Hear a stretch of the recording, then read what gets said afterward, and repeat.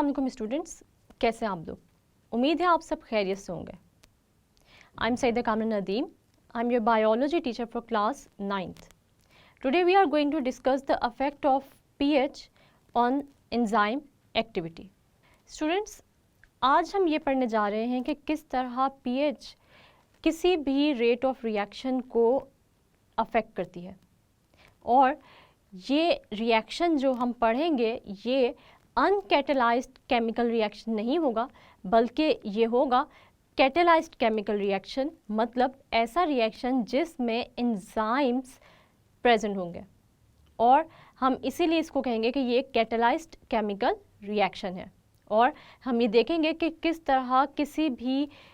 Chemical reaction की जो pH value है वो इस एंजाइम की एक्टिविटी को अफेक्ट करेगी। इसके बाद हम रिवाइज करेंगे अपने टॉपिक्स जो कि हैं टेम्परेचर का अफेक्ट और सबस्ट्रेट की कंसंट्रेशन का अफेक्ट किसी भी एंजाइम कैटेलाइज्ड रिएक्शन के रेट पर। क्योंकि स्टूडेंट्स, हमें पता है कि ये तीनों टॉपिक्स सब टॉपिक्स हैं एक ही टॉपिक के, जो कि है factors affecting the enzyme catalysed reaction rate, और हम इन तीनों टॉपिक्स को आज एक दफ़ा रिवाइज भी करेंगे ताकि आप लोगों को ये तीनों टॉपिक्स अच्छे से रिकॉल हो जाए और जो भी कंफ्यूजन बाकी है वो भी दूर हो जाए। तो सबसे पहले हम ये देख लेते हैं कि पीएच जो हमारा आज नया टॉपिक है, यानी कि पीएच का क्या इफेक्ट होता है एंजाइम कैटेलाइज्ड रिएक्शन पर। स्टूडेंट्स, हम ये देखते हैं सबसे पहले कि किसी भी सॉल्यूशन की एसिडिटी या फिर अल्कलिनिटी डिपेंड करती है उसकी पीएच पर, यानी कोई भी सॉल्यूशन कितना एसिडिक है या कितना अल्कलाइन है ये हमें अंदाज़ा होता है उसकी पीएच वैल्यू को मेजर करके।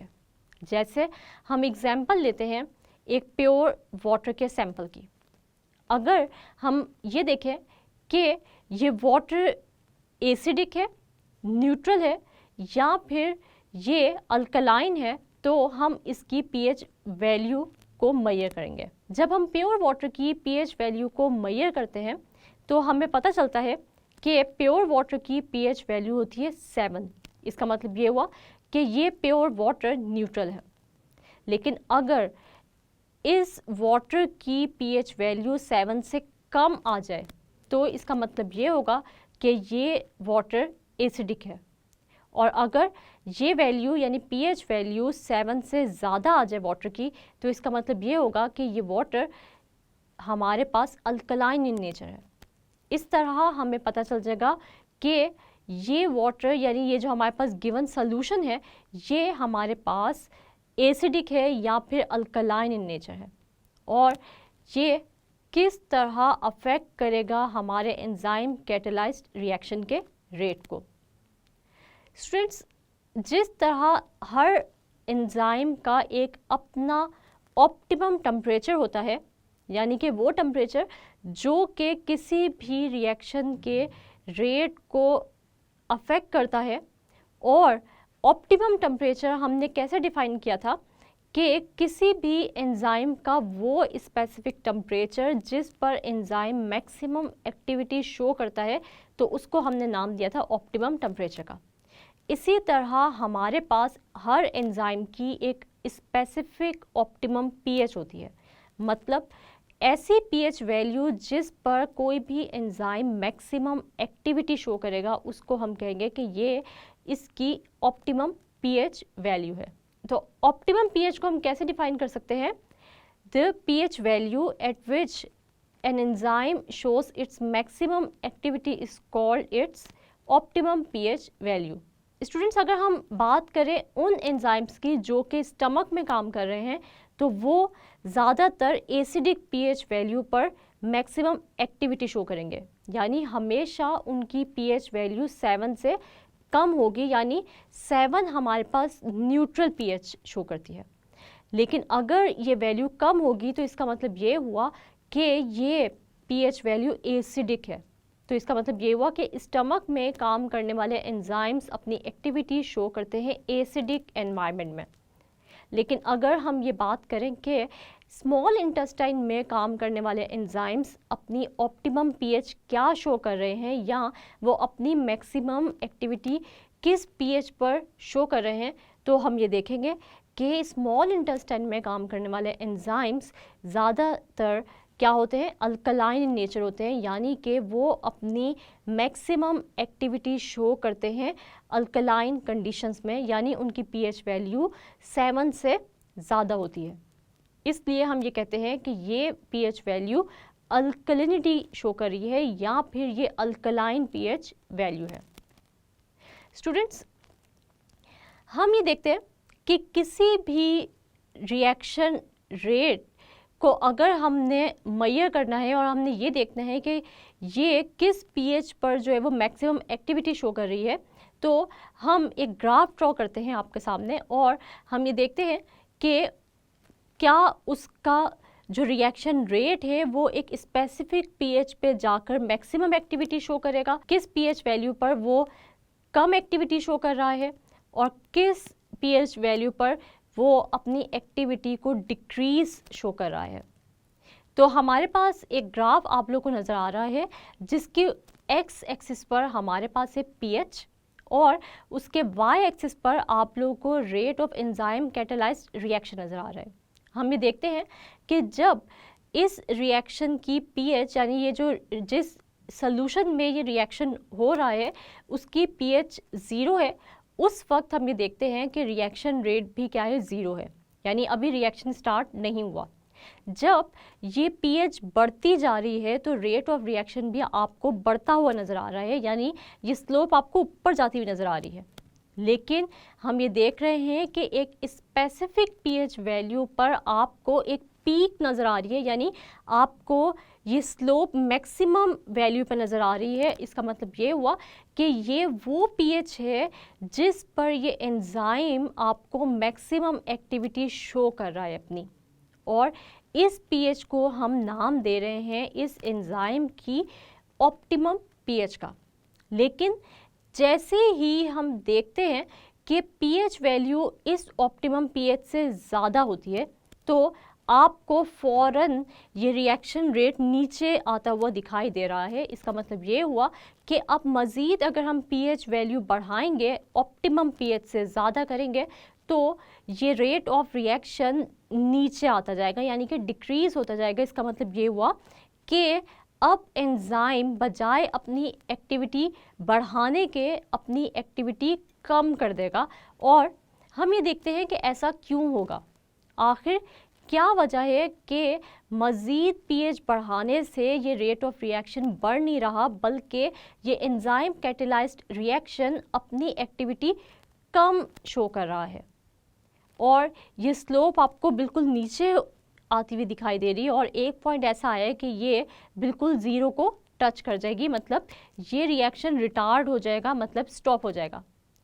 इसका मतलब ये हुआ, इस ग्राफ से हमें ये पता चलता है कि कोई भी एंजाइम अपनी मैक्सिमम एक्टिविटी शो करता है अपनी ऑप्टिमम पीएच पर, और अगर हम मज़ीद इससे ज़्यादा पीएच बढ़ाते हैं तो ये रिएक्शन रेट कम होता जाता है और एंजाइम क्या होता जाता है, डीनेचर होता जाता है। स्टूडेंट्स, ऐसा क्यों होता है? जैसे हम लोगों ने टेम्परेचर के अंदर पढ़ा था कि अगर हम ऑप्टिमम टेम्परेचर से ज़्यादा टेम्परेचर करते हैं तो एंजाइम का स्ट्रक्चर हो जाता है डीफॉर्म, यानी वो एंजाइम डीनेचर हो जाता है और उसकी जो प्रोटीन्स होती हैं जो कि एंजाइम को बना रही होती हैं वो क्या हो जाती हैं, डीनेचर हो जाती हैं, यानी डीफॉर्म हो जाती हैं, अपना स्ट्रक्चर खो देती हैं, जिसकी वजह से हम देखते हैं कि मज़ीद सबस्ट्रेट इस एंजाइम के साथ बाइंड नहीं कर सकता क्योंकि इसकी एक्टिव साइट का स्ट्रक्चर बिल्कुल ही डीफॉर्म हो जाता है। इसी तरह हम ये भी देखते हैं कि जिस तरह टेम्परेचर ने अफेक्ट किया उसकी एक्टिव साइट पर, यानी एंजाइम की एक्टिव साइट को बिल्कुल डीफॉर्म कर दिया, डिस्ट्रक्ट कर दिया, इसी तरह हम ये देखते हैं कि यहाँ पर पीएच की जो वैल्यू होगी वो एंजाइम की एक्टिव साइट की आयोनाइजेशन कर दी गई, यानी हम ये देखेंगे कि यहाँ पर भी एक्टिव साइट डिस्ट्रक्ट हो जाएगी और इस एक्टिव साइट की आयोनाइजेशन हो जाएगी, यानी चार्ज जो पहले मौजूद था इस एक्टिव साइट पर वो डिस्टॉर्ट हो जाएगा, यानी वो बिल्कुल टूट जाएगा या वो चार्जिंग जो है वो बिल्कुल क्या हो जाएगी, ख़त्म हो जाएगी, यानी बिल्कुल चेंज हो जाएगी।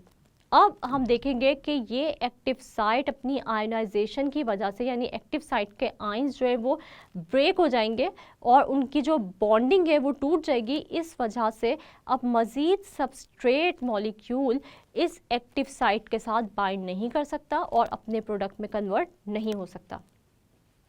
तो हम ये कहेंगे कि अब यहाँ पर ये वो पॉइंट आ गया है जिस पर मज़ीद रेट ऑफ रिएक्शन आप लोगों को होता हुआ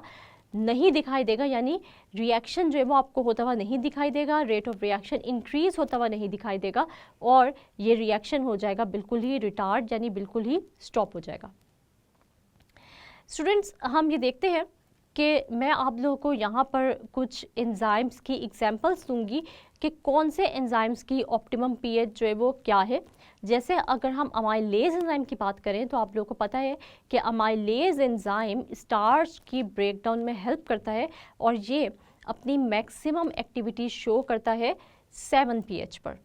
अगर हम 7 से pH को कम कर देंगे या फिर हम इस pH को 7 से ज़्यादा कर देंगे तो शुरू में तो हम देखते हैं कि अमाइलेज की एक्टिविटी आपको नीचे जाती हुई नज़र आएगी, लेकिन अगर बहुत ज़्यादा हम pH चेंज करेंगे, 7 से बहुत नीचे कर देंगे यानी बहुत एसिडिक कर देंगे pH को, या फिर हम 7 से बहुत ज़्यादा pH कर देंगे यानी बहुत अल्कलाइन pH कर देंगे, तो हम ये देखेंगे कि मज़ीद जो अमाइलेज एंजाइम है वो अपनी एक्टिविटी शो नहीं करेगा, क्योंकि इसकी एक्टिव साइट की हो जाएगी आयोनाइजेशन और मज़ीद सबस्ट्रेट इस अमाइलेज के साथ बाइंड करके अपने प्रोडक्ट नहीं बना सकेंगे।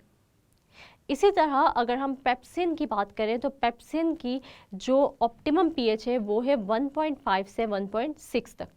यानी हम ये देखते हैं कि पेप्सिन वो एंजाइम है जो कि गैस्ट्रिक जूस में प्रेजेंट होता है और ये एसिडिक पीएच पर अपनी मैक्सिमम एक्टिविटी शो करता है।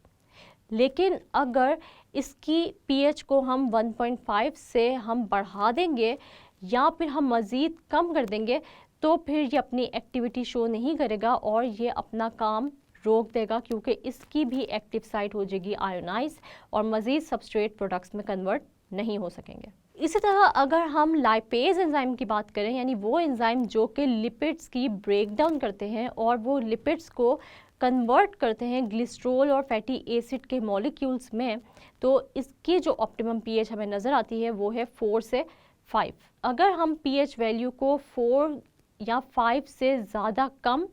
या फिर बहुत ज़्यादा ऊपर कर देंगे तो लाइपेज की भी एक्टिव साइट्स की आयोनाइजेशन हो जाएगी और लाइपेज भी अपनी एक्टिविटी को खो देगा। इसी तरह हम कैटालेज एंजाइम की बात करते हैं जो कि पेरोक्साइड की ब्रेकडाउन में हेल्प करता है। तो कैटालेज एंजाइम की जो ऑप्टिमम पीएच है वो है 9 और अगर हम पीएच वैल्यू को चेंज करेंगे यानी कैटालेज को ऐसे सोल्यूशन में डाल देंगे जो कि पीएच वैल्यू 7 से कम या ज़्यादा रखता होगा, तो कैटालेज भी अपनी एक्टिविटी शो नहीं करेगा और इसका भी रिएक्शन जो है वो क्या हो जाएगा, रिटार्ड हो जाएगा यानी स्टॉप हो जाएगा। स्टूडेंट्स, आज हमने ये देखा कि पीएच किस तरह अफेक्ट करती है किसी भी एंजाइम कैटालाइज्ड रिएक्शन को। अपने पिछले लेक्चर्स में हम लोगों ने टेम्परेचर को भी स्टडी किया, टेम्परेचर के इफ़ेक्ट को मैंने इस लेक्चर में आपको थोड़ा थोड़ा रिकॉल भी कराया। अब हम एक दफ़ा रिकॉल कर लेते हैं कि सबस्ट्रेट की कंसंट्रेशन किस तरह एंजाइम कैटालाइज्ड रिएक्शन को अफेक्ट करती है। तो हमने पढ़ा था कि किसी भी रिएक्शन का रेट, यानी ऐसा रिएक्शन जो कि एंजाइम कैटालाइज्ड है उसका रिएक्शन रेट जो होता है वो डिपेंड करता है सबस्ट्रेट की कंसंट्रेशन पर भी। लेकिन अगर हमारे पास क्या हो, लिमिटेड या कांस्टेंट नंबर हो एंजाइम्स का, हम देखते हैं कि अगर एक कांस्टेंट या एक लिमिटेड नंबर में एंजाइम्स प्रेजेंट हैं तो हम अगर सबस्ट्रेट की कंसंट्रेशन एक लिमिट तक बढ़ाते जाएंगे तो सबस्ट्रेट्स अपनी अपनी एक्टिव साइट्स के साथ आके बाइंड करेंगे और प्रोडक्ट्स में कन्वर्ट होंगे और रेट ऑफ रिएक्शन बढ़ता जाएगा। लेकिन अगर एक ऐसा पॉइंट आ गया कि जब सारी की सारी active sites of enzymes fully occupy हो जाएंगी तो मज़ीद सबस्ट्रेट की कंसंट्रेशन को इंक्रीज़ करने से ये रेट ऑफ रिएक्शन इंक्रीज़ नहीं होगा और हम ये कहेंगे कि ये एक्टिव साइट्स का सैचुरेशन पॉइंट है, या फिर हम यूँ कहेंगे कि ये है saturation of active sites of enzyme, या हम ये भी कह सकते हैं कि ये है सैचुरेटेड एक्टिव साइट्स। फिर मज़ीद सबस्ट्रेट को बढ़ाने से भी सबस्ट्रेट मॉलिक्यूल्स को एंजाइम्स की एक्टिव साइट्स अवेलेबल नहीं होंगी और मज़ीद सबस्ट्रेट प्रोडक्ट्स में कन्वर्ट नहीं हो सकेगा। स्टूडेंट्स, अब मैं आप लोगों से एक छोटा सा क्विज ले लेती हूँ इस टॉपिक से, और मैं पूछती हूँ आपसे पहला सवाल। अगर आप लोगों को ये क्वेश्चंस नहीं आएंगे तो आप लोगों ने अपनी बुक पर ये तीनों टॉपिक्स में मौजूद जो डेफिनेशंस हैं उनको हाईलाइट करना है, एग्जांपल्स को हाईलाइट करना है और अच्छे तरीके से प्रिपेयर कर लेना है अपने एग्जाम्स के लिए। तो पहला सवाल मैं आप लोगों से पूछती हूँ कि define optimum temperature. Optimum temperature को हमने कैसे डिफाइन किया था? The temperature at which enzyme shows its maximum activity is called its optimum temperature. यानी ऑप्टिमम टेम्परेचर हम किसको कहते हैं? वो टेम्परेचर जिस पर एंजाइम अपनी मैक्सिमम एक्टिविटी शो करता है वो होता है उसका ऑप्टिमम टेम्परेचर। और अगर मैं आप लोगों से पूछूं कि what is denaturation of an enzyme, तो आप लोगों को पता होना चाहिए कि डीनेचरेशन क्या होती है, कि it is the destruction of 3 dimensional structure of an enzyme. यानी जब भी हम हाई टेम्परेचर देते हैं किसी भी एंजाइम को और उसका 3 डायमेंशनल स्ट्रक्चर डिस्ट्रक्ट हो जाता है तो हम ये कहते हैं कि ये इसकी डीनेचरेशन हो गई है, यानी अब इसका स्ट्रक्चर या इसकी शेप जो है वो डीफॉर्म हो गई है और अब ये मज़ीद किसी भी सबस्ट्रेट को अपने साथ बाइंड करने के काबिल नहीं रहा और ये सबस्ट्रेट प्रोडक्ट में कन्वर्ट नहीं हो सकता। इसके बाद व्हाट इज़ ऑप्टिमम पीएच? तो ऑप्टिमम पीएच क्या है कि the pH value eight which an enzyme shows its maximum activity is called its optimum pH value। तो कोई भी ऐसी pH वैल्यू जिस पर एंजाइम अपनी मैक्सिमम एक्टिविटी शो करेगा उसको हम कहेंगे इसकी ऑप्टिमम pH वैल्यू। फिर मैंने आप लोगों को आज के लेक्चर में कुछ एग्जांपल्स भी दी कि पेप्सिन जो है वो क्या करता है, पेप्सिन अपनी मैक्सिमम एक्टिविटी शो करता है एसिडिक कंडीशंस में, और हमने ये देखा कि ट्रिप्सिन अपनी मैक्सिमम एक्टिविटी शो करता है अल्कलाइन कंडीशंस में, और हमने ये भी पढ़ा कि कैटालेज की जो ऑप्टिमम पीएच है वो है 7। इसी तरह अमाइलेज की जो पीएच वैल्यू जो ऑप्टिमम है वो है 7, और पेप्सिन की है 1.5 से 1.6, और लाइपेज की जो पीएच वैल्यू ऑप्टिमम है वो है 4 to 5। और मैं आप लोगों को आज एक छोटी सी एक्टिविटी दे देती हूँ। आप लोगों ने जो है वो क्या करना है, आप लोगों ने सर्च करना है एंजाइम्स को, और आपने एक टेबल की फॉर्म में एंजाइम, एक तरफ एंजाइम्स के नेम्स लिखते हैं और दूसरी तरफ आप लोगों ने उन एंजाइम्स का ऑप्टिमम टेम्परेचर और ऑप्टिमम पीएच वैल्यू जो है वो लिखनी है। इस तरह आप लोग की इंफॉर्मेशन में इजाफा हो जाएगा और आप लोग की ये एक्टिविटी भी हो जाएगी और आप लोग को पता होगा कि कौन से एंजाइम का ऑप्टिमम टेम्परेचर क्या है, यानी किस टेम्परेचर पर वो बेस्ट काम करता है या फिर मैक्सिमम एक्टिविटी शो करता है। और इसी तरह आप लोग को ये भी अंदाज़ा हो जाएगा कि कौन से एंजाइम की ऑप्टिमम पीएच वैल्यू क्या है, यानी किस पीएच वैल्यू पर वो एंजाइम जो है वो मैक्सिमम एक्टिविटी शो करता है। तो ये एक्टिविटी भी आप लोगों ने ज़रूर करनी है और ये क्वेश्चंस भी आप लोगों ने अच्छे तरीके से तैयार कर लेने हैं, क्योंकि इसमें आप लोगों का ही फ़ायदा है। स्टूडेंट्स, आज हमने ये देखा कि पीएच वैल्यू या फिर पीएच किसी भी सॉल्यूशन की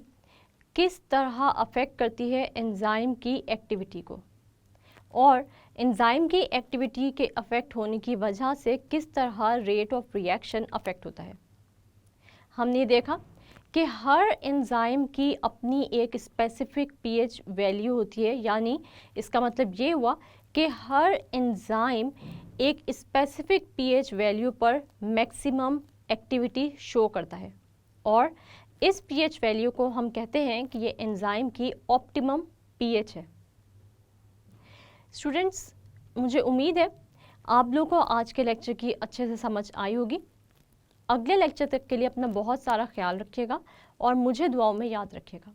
तब तक के लिए अल्लाह हाफ़िज़।